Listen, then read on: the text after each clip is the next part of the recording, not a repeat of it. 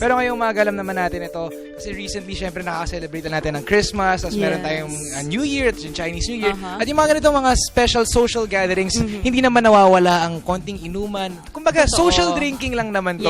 At syempre hindi naman nawawala ang wine. So ngayong umaga para turuan tayo sa iba't ibang klase ng wine at syempre kung paano nga inumin ng wine. Kasama natin ang Chief Operating Officer ng Novelino, si Chris Quimbo. Chris, welcome back to Good Morning Boss. Good morning, Yes. Good morning, Sandro. Nice to see you again. Nice to see you again, and welcome back to our. It's actually your first year anniversary, so it's very timely that you're. Perfect time to celebrate. Yes, right? exactly. To have a bottle of wine. All right. More importantly. Yeah. All right. Okay, so Chris, alam mo naman, di ba, maraming, hindi basta-basta iniinom ang wine. Kaya I want to ask Chris, what are the proper etiquettes in drinking wine? The proper etiquettes of drinking wine. Yes. First of all, the most important thing to know is that anyone can drink wine. Yes, you know, people get intimidated by wine because there's so many traditions. Yes. But I think the most important thing is that a good wine is a wine that tastes good for you. Right? That's the most important thing. Yes, and of course, there's all these etiquettes and things you can do, pairings, the way to drink a bottle of wine, to enjoy a glass of wine. There's all these rules and whatnot. But the most important thing is that you enjoy it and not be intimidated by all of those other things that exist with wine. Yeah. Right. And you mentioned like the wine pairings, and sometimes we see these things that they even spit in the buckets and those things, right? Yes, well, you spit in the bucket because you're tasting wine. And if you're tasting a lot of wines, you don't want to drink too much. You're Otherwise, gonna get you're going to get drunk. And then what happens? The wine keeps tasting better and better because you're drinking too much. So to be objective, you spit out the wine and then you taste it. Yeah. Okay, so I want to know what are the steps involved in wine? In wine tasting. Okay, so we have at Novelino, we're known for a sweet wine, right? Yes, we're known for a sweet wine. And we actually use a twist off for the sweet wine. But I think people are more accustomed to the dry wine with a cork. The cork. Yeah. A good question maybe is why do people use cork? You know, most of our wines are screw top for the sweet wine. But cork is actually more used for the dry wines, right? And I'm going to teach you guys kind of how to open up a bottle of dry wine. So the first thing you do is you have a corkscrew, right? Don't be intimidated by this little device. It's actually very simple. And you just open it up on top, and you have this little knife, and you put it, there's like a lip at the top of the wine bottle, right? You put it up against the edge, and you just twist. You should be able to hold it with one hand like this, and then you just twist. So this is a good time for me to kind of show you guys. We have a dry wine. Okay. You guys can see that's over here. This is our dry wine from Italy. We import this from Italy. We make most of our wine here in the Philippines, our sweet wine, but we also import a dry wine. And this has the traditional cork top that you take out. So after you cut the top, you can just remove it like that. Very, very easy. And then now you get intimidated with the actual corkscrew, right? And it's actually very simple. The insertion, what you want to do is you want to keep the corkscrew parallel against the ground. So that way you can figure out exactly where to put it. I don't know if you can see that, right? Simple. And then once you get that in there, you can just twist. Right? Simple. Think you could handle this, Sandro? Yeah, of course. You know, I tried before. It looks easy, but it's hard. Actually, you know what, Karla? Meron na ngayon yung mga device na kumbaga ipapatong mo na lang, tapos pipinutin mo, automatic na siyang tinatanggal yung cork. Yes. Okay. Chris, I just want to ask you, is it true that the wine tastes better if it has a corkscrew, or rather than this one, the easy? It doesn't. In my opinion, in my humble opinion, the objective of using a cork is to prevent oxygen from entering, to prevent oxidation from happening with the wine.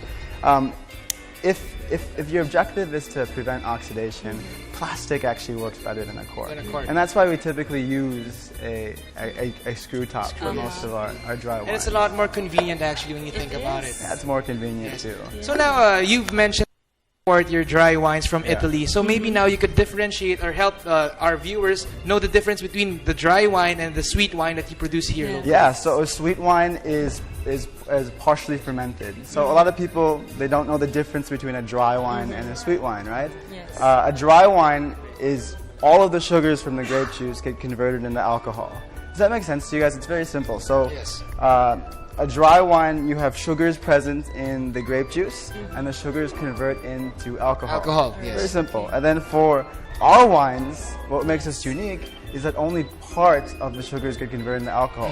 So the difference is it's more matamis. Because not all of the sugars convert into alcohol. And it's not as strong, because since not all the sugars are converted to alcohol, so the alcohol level is typically lower than what we have with the dry wines. Yes, that's right. So now we'll move on and we'll pour a bottle of wine, a glass of wine. So just hold it like this, and you want to show the label to the person that you're pouring the wine for, and then you just pour it. Very simple. So let's talk about okay, you can continue, but let's talk about food and wine pairing. How will you know that you paired the perfect wine for your food, for example? You want to drink a red wine with red meats, and white wine with white meats. Usually so fish or chicken. Manok. Yes. You want Correct. A white wine with white meats. Yeah. All right. How about this wine that we're having? This is for the red meats, usually like the steaks. Meats. For steak or something like that. Okay. And then now we'd like to talk about your other wines, the sweet wines now. So with your sweet wines, do you usually have pairings for this also? Like how do people usually take it? Like how do they drink it? And what types of social occasions do they usually drink Novelino?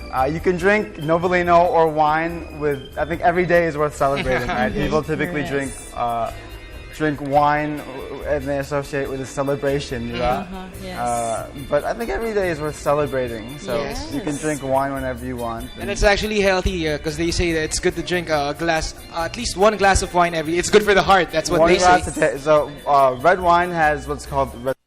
It's found. It's an antioxidant, and it's in the skin of a grape. And what that is exactly is red wine. What that is it's a strong antioxidant that actually lowers bad cholesterol. So it's good for you, right? Yes. Tama yan. Very, very good for you. And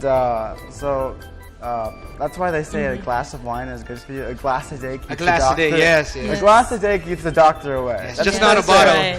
Just not a full bottle. And you typically shouldn't be drinking super early in the morning like we're doing right now.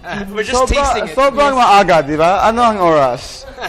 It's 8 a.m. in the morning and we're enjoying wine. But that's okay. For the sake of this interview, and since it's trabajo, we're going to enjoy a glass of wine.